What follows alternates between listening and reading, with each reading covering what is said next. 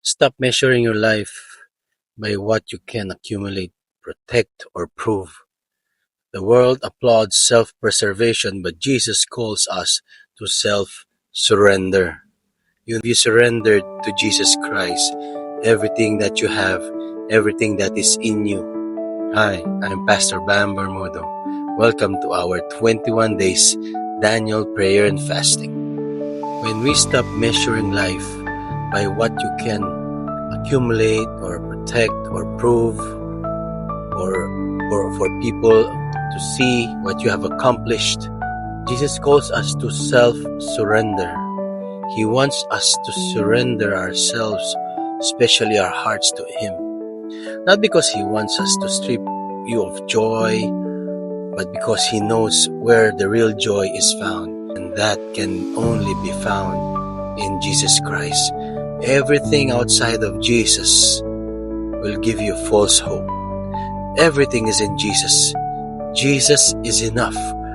Every time you cling tightly to control, to comfort, for approval, you shrink your soul. But every time you release your grip and trust Jesus, your life expands with meaning. Yung ating buhay ay may kabuluhan.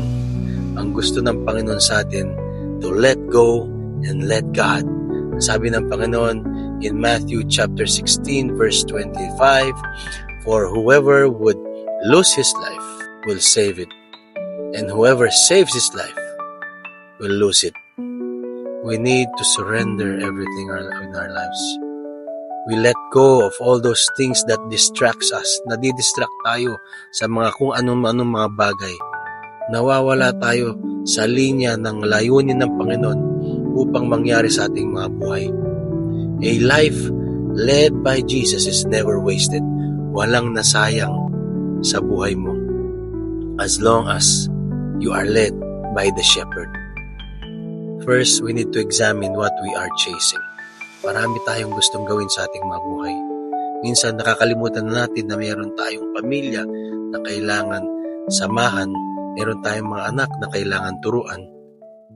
We chase so many things in our lives. We become so busy that we forget na maraming taong nakapaligid sa atin na hinihintay tayong lapitan sila. Ask yourself honestly, is this pulling me closer to Christ or slowly replacing Him? Not everything that looks good is good for your soul. Napakaganda nun. Not everything that looks good is good for your soul. Alam mo kapatid, minsan nakala natin tama yung ginagawa natin. Minsan nakala natin tama yung tinatahak natin. Minsan nakala natin tama yung decision natin. Pero nakalimutan natin i-surrender sa Panginoon. You need to practice daily surrender. Araw-araw pala ang pagsusurrender. Araw-araw pala na dapat nating ibigay sa Panginoon kung anong nararapat na ibigay natin sa Kanya. Don't wait for crisis to lay your life down.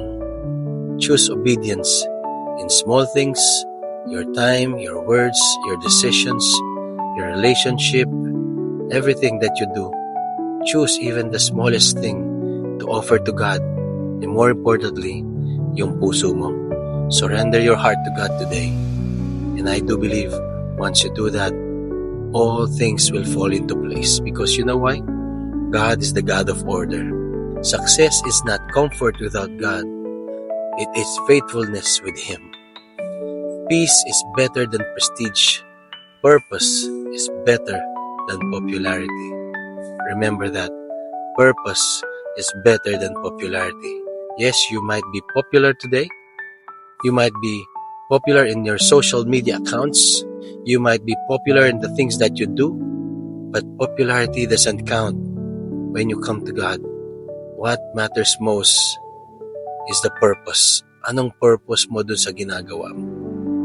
And God is reminding us today, whoever loses his life will gain it. And whoever gains his life will lose it. Mas importante na mawala ka dun sa kinalalagyan mo na alam mong nakakapahamak kaysa hindi mo makamtan si Kristo.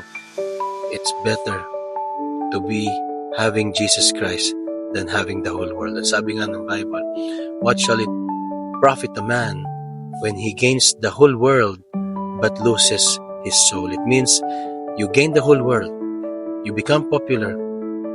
You become very rich. Naging sikat ka na. Naging tanyag ka na. Pero wala kang relasyon sa Panginoon.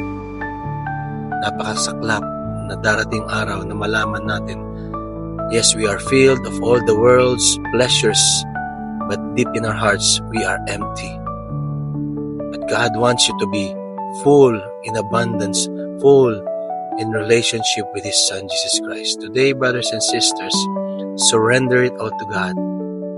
Always give it all to the shepherd, and the shepherd will lead us in green pastures, in still waters. He will guide us. I pray that God will continue to guide you and mold you.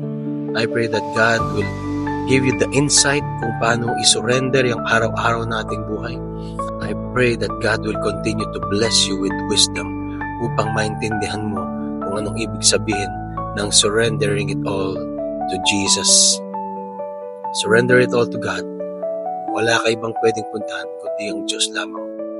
Ibigay mo lahat sa Kanya, and I do believe He will receive it, and there will be an exchange of peace, an exchange of abundance, an exchange of love, an exchange of forgiveness. God loves you, and always remember that that is His attribute. Yun ang Kanyang karakter. God is love. We can't change that. The only thing we need to do is kneel down and surrender it all to God. Every pain, every heartaches, every setbacks, surrender it all to God. At ang Diyos mismo ang bibigay na kapayapaan sa buhay mo. I love you in the love of Jesus Christ. God bless, and God bless.